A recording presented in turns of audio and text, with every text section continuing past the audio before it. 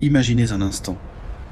Imaginez un objet qui traverse les profondeurs de notre système solaire à une vitesse ahurissante de 200 000 km/h.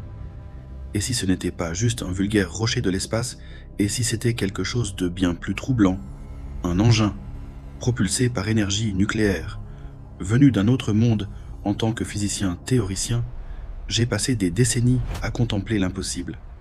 Mais je peux vous l'assurer lorsque l'on observe un objet avec la masse d'un octillion de tonnes, l'équivalent de notre propre Soleil, foncer à travers le cosmos plus vite qu'une balle de fusil, on comprend immédiatement que l'on est face à quelque chose d'extraordinaire, quelque chose qui défie toute explication connue. Cet objet, c'est 3I Atlas, et il a filé devant Mars à une vitesse inimaginable. Mais voici où les choses deviennent véritablement étranges. Au moment précis où ce visiteur interstellaire 3I Atlas s'approchait au plus près de notre planète, le flux de données de la NASA s'est brusquement éteint. Silence total. L'explication officielle. Une fermeture du gouvernement, de la paperasse bureaucratique.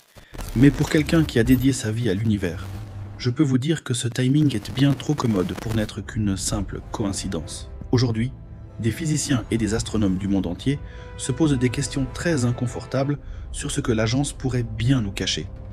Et les implications pourraient être colossales. Ce n'est pas un astéroïde de plus. C'est une anomalie qui a brisé toutes nos attentes concernant les objets interstellaires. Le vrai danger n'est pas ce que la NASA veut bien admettre. Le vrai danger, c'est ce que les preuves nous hurlent au visage. Examinons plus attentivement le moment critique du passage de 3I Atlas. Le récit officiel était simple. Une fermeture du gouvernement avait temporairement suspendu les opérations non essentielles. Mais ce qui me a frappé, et devrait nous inquiéter tous, c'est à quel point cette coupure de données était remarquablement opportune.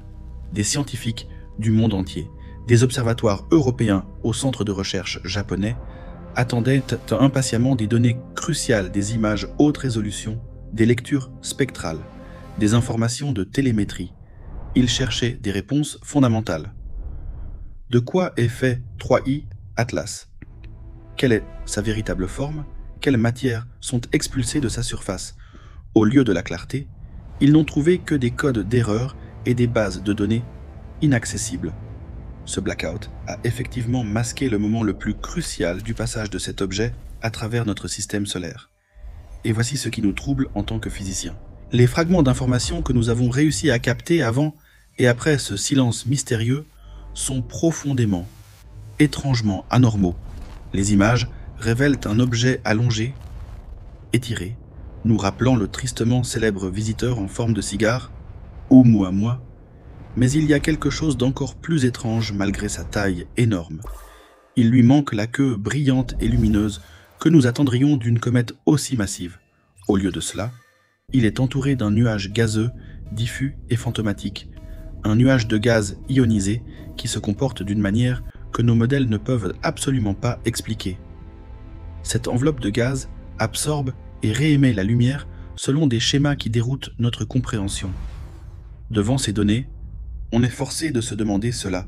Pourrait-il être une forme de bouclier protecteur, une sorte de barrière délibérée? La trajectoire de cet objet nous révèle en elle-même quelque chose de remarquable. 3I Atlas voyage à seulement 5 degrés du plan orbital de la Terre. Réfléchissez-y un instant. Durant mes années d'études de la mécanique céleste, j'ai appris que la plupart des visiteurs interstellaires devraient arriver sous des angles complètement aléatoires, plongeant dans notre système solaire par le haut ou par le bas. Or, cet alignement-ci est presque trop parfait. Ce qui me fascine véritablement en tant que physicien théoricien, c'est que 3I Atlas voyage exactement le long de ce que nous appelons le plan de l'écliptique, l'autoroute cosmique où toutes nos planètes orbitent autour du Soleil. La probabilité statistique qu'un objet interstellaire arrive de manière aléatoire avec cet alignement précis est astronomiquement faible, presque impossible. Comme l'a souligné mon collègue astrophysicien Avi Loeb de Harvard, cette trajectoire n'est pas seulement inhabituelle, elle est suspectement parfaite. Cet objet n'a pas seulement frôlé Mars. Sa trajectoire calculée va l'emmener dangereusement près de Jupiter le 16 mars 2026. Nous avons donc un objet provenant d'un autre système stellaire qui se trouve sur une voie croisant plusieurs planètes majeures de notre système solaire dans un laps de temps incroyablement court.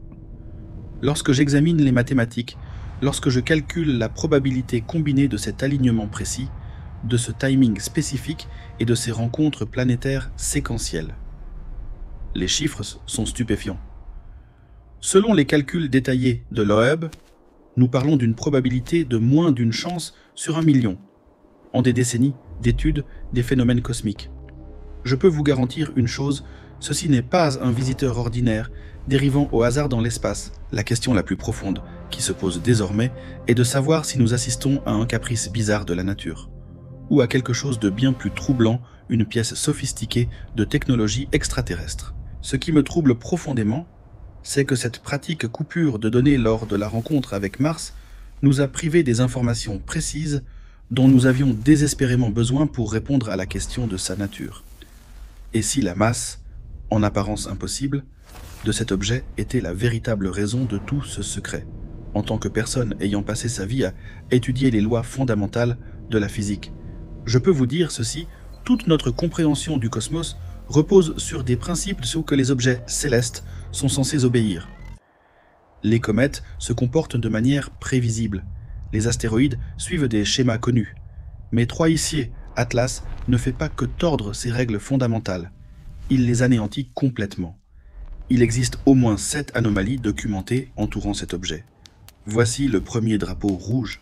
Et je vous promets qu'il est absolument extraordinaire, sa masse apparemment impossible. Nous parlons d'un objet pesant plus de 73 000 milliards de livres.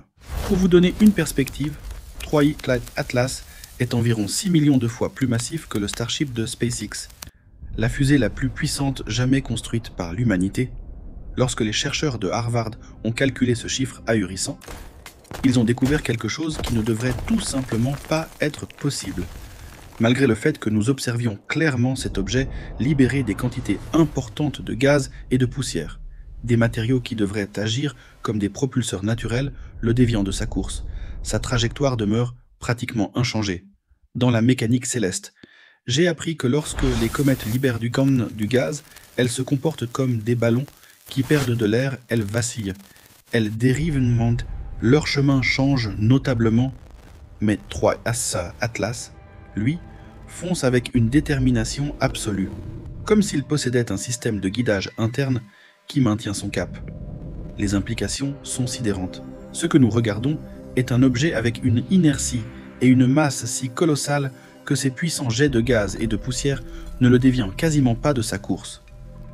Plus troublant encore, il n'y a tout simplement pas assez de matière brute dans l'espace interstellaire pour former et propulser naturellement un objet aussi massif dans notre système solaire. Cela défie la mathématique de la formation des débris cosmiques. Cette masse colossale nous amène directement au deuxième drapeau rouge, l'absence totale d'objets plus petits. En tant que physicien ayant étudié la distribution statistique de la matière dans l'espace, je peux vous dire que si la nature était capable de produire des roches interstellaires de cette taille extraordinaire, nous devrions détecter des centaines, voire des milliers de spécimens plus petits pour chaque géant. Avilob a analysé méticuleusement les chiffres. Selon ce que nous savons de la matière dérivant dans le vide entre les systèmes stellaires, nous aurions dû assister à un défilé constant de petits visiteurs interstellaires au cours de la dernière décennie. Or, nous ne les avons pas vus. Pas du tout. C'est comme tomber sur un énorme bloc isolé dans un champ vide, sans aucun caillou, aucun gravier, aucune pierre aux alentours. Ce schéma suggère fortement que Troï-Atlas n'est pas issu d'un processus naturel de formation de roches tel que nous le comprenons. Le troisième drapeau rouge est absolument fascinant, sa composition chimique bizarre. Les scientifiques ont bien détecté du cyanure et du monoxyde de carbone, des composés que l'on trouve couramment dans les comètes. Rien d'inhabituel à cela. Mais ils ont ensuite découvert autre chose. L'empreinte spectrale du nuage de poussière environnant révèle un environnement extraordinairement riche en minéraux silicatés complexes. Ces matériaux se forment dans des environnements rocheux chauds, peut-être à la surface d'une planète terrestre. À l'image de Mars, ils ne se forment pas dans les profondeurs gelées de l'espace interstellaire où naissent les comètes. C'est presque comme si un fragment massif avait été violemment arraché à un autre monde et projeté à travers le cosmos. Directement vers nous, le 4e drapeau rouge a véritablement retenu mon attention. L'objet a démontré ce que je ne peux décrire que comme une résilience contre nature. Le 25 septembre, une éjection de masse coronale, une tempête solaire catastrophique a éclaté de notre Soleil et a percuté de plein fouet 3I Atlas avec une force formidable. En tant que spécialiste de la nature fragile des comètes, je m'attendais à ce que ce bombardement de particules chargées ait des effets dévastateurs. Nous anticipions une fragmentation, une désintégration, peut-être même une éruption violente. Mais lors des observations de suivi, nous n'avons rien trouvé de tel. Pas de rupture, pas de formation soudaine de queue explosive, juste une expansion progressive, presque contrôlée, de son enveloppe extérieure. Il se comporte comme s'il était construit à partir de matériaux bien plus résistants que la glace poreuse et la roche lâche qui composent habituellement les comètes. La 5e anomalie est Petiatikili, et peut-être la plus déroutante d'un point de vue purement physique, ses caractéristiques de polarisation lumineuse extrême. Laissez-moi vous expliquer. Lorsque la lumière du Soleil se réfléchit sur les particules de poussière entourant une pente, une comète typique, cette lumière devient polarisée d'une manière prévisible. Chaque comète que nous avons étudiée dans tout notre système solaire présente ce que nous appelons une polarisation positive lorsqu'elle est observée sous de grands angles de vue. C'est une signature universelle. Mais 3I Atlas affiche une polarisation négative extrême. Ce n'est pas une simple variation mineure dans les données. Cela représente une contradiction fondamentale de tout ce que nous pensions comprendre. Cela signifie que les particules de poussière enveloppant cet objet sont composées de quelque chose de radicalement différent de tout ce qui est indigène à notre système solaire. Ces particules pourraient posséder des structures internes incroyablement complexes ou des formes extraordinairement inhabituelles, construites à partir de matériaux que l'humanité n'a jamais rencontrés. Continuons notre inventaire. Le 6e drapeau rouge concerne sa trajectoire mathématiquement précise. Comme nous l'avons évoqué, son alignement parfait avec le plan orbital de notre système solaire représente déjà une probabilité d'environ 1 sur 50 000. Lorsque vous ajoutez ces rencontres parfaitement synchronisées avec Mars et Jupiter, la probabilité mathématique chute à moins d'une chance sur 1 million. Ayant été consultant sur des trajectoires d'engins spatiaux, je peux vous dire quelque chose de frappant d'un point de vue de l'ingénierie. C'est précisément la trajectoire que vous concevriez pour une sonde interplanétaire destinée à étudier plusieurs mondes de la manière la plus efficace possible. C'est presque un manuel. Enfin, nous arrivons au 7e drapeau rouge, et celui-ci me donne des frissons, sa configuration étrangement allongée, en forme de cigare, tout comme Oumuamua avant lui. Voici ce qui me trouble en tant que physicien. Ce n'est tout simplement pas la forme que les forces gravitationnelles produisent naturellement. Lorsque les objets refroidissent et tournent dans l'espace, ils s'effondrent en sphères, ou au maximum en sphéroïdes légèrement aplatis. C'est de la physique de base. Une configuration longue et mince est intrinsèquement instable pour tout corps céleste naturel. Mais devinez quoi? Elle est incroyablement efficace pour un vaisseau spatial interstellaire. Cette conception allongée minimiserait le risque de collisions dévastatrices avec la poussière et les débris microscopiques lors d'un voyage à grande vitesse entre les étoiles. Chacune de ces anomalies, prises individuellement, représente une énigme fascinante. Mais lorsque je prends du recul et que j'examine ces 7 points ensemble, le schéma qui émerge des données est profondément troublant. La conclusion inévitable est celle-ci: les scientifiques qui persistent à insister sur le fait qu'il s'agit d'un objet purement naturel ont énormément d'explications à fournir. Il existe une théorie encore plus troublante qui gagne du terrain, une théorie qui suggère quelque chose de presque impensable. Et si cet objet n'était pas un rocher? Et si ce n'était même pas une comète? Et si c'était du fret? Quelle est la meilleure façon de cacher un arbre? Vous le placez dans une forêt. Alors, quelle serait la manière optimale de dissimuler une sonde extraterrestre entrant dans notre système solaire? Vous la concevez pour qu'elle ressemble presque exactement à une comète. Presque, mais pas tout à fait. C'est la prémisse fondamentale de ce que les chercheurs appellent la théorie du cheval de Troie. Et je dois vous le dire, à mesure que les anomalies s'accumulent, cette hypothèse prend une sérieuse traction scientifique. Le camouflage parfait, comme l'a spéculé mon collègue Avi Loeb, impliquerait la création d'un objet paraissant naturel aux observations occasionnelles, mais suffisamment différent pour qu'un examen scientifique minutieux révèle finalement sa véritable nature artificielle. Si une civilisation extraterrestre avancée souhaitait explorer notre galaxie, l'envoi de millions de sondes autonomes représenterait la méthodologie la plus logique et efficace. Elle dériverait silencieusement pendant des millénaires, collectant des données et passant occasionnellement par des systèmes comme le nôtre pour observer et enregistrer des mesures détaillées. L'alignement de 5 degrés avec notre plan orbital que nous observons ne serait alors pas une coïncidence.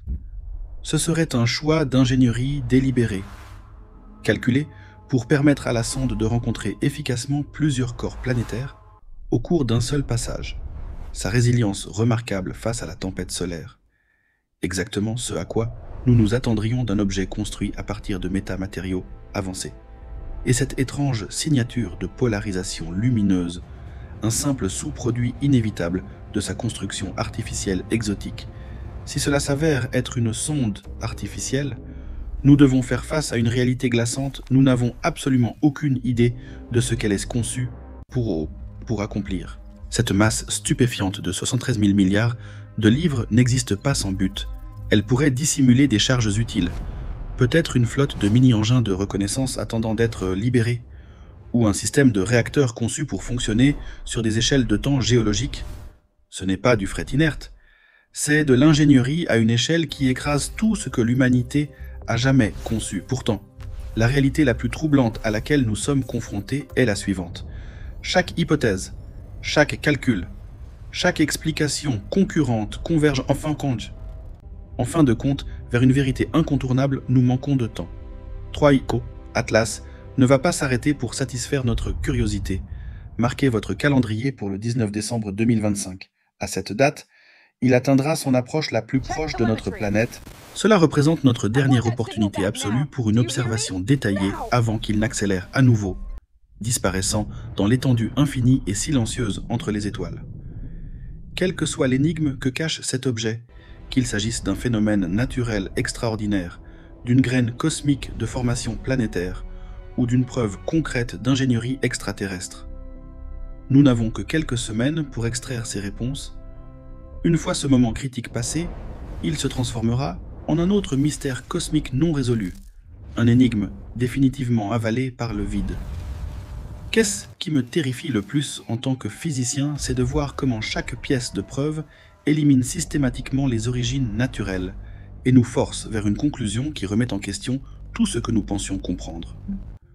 Troy Atlas est un signe noir d'une ampleur véritablement cosmique.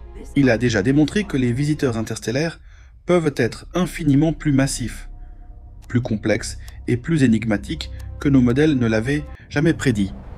Alors, je vous pose cette dernière question. Troy Atlas est-il une merveille naturelle unique que nous avons le privilège d'observer, ou représente-t-il la preuve tangible que des observateurs intelligents d'au-delà de notre monde nous surveillent, que ce soit un miracle de la nature ou la preuve d'une intelligence extraterrestre?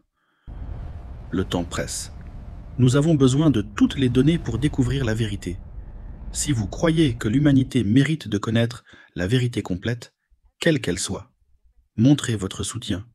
Appuyez sur j'aime pour que cette histoire soit vue par le plus grand nombre. Abonnez-vous pour suivre l'évolution de ce récit extraordinaire. Dites-moi dans les commentaires, selon vous, Troy Atlas est-il une comète ou une sonde? Votre avis compte.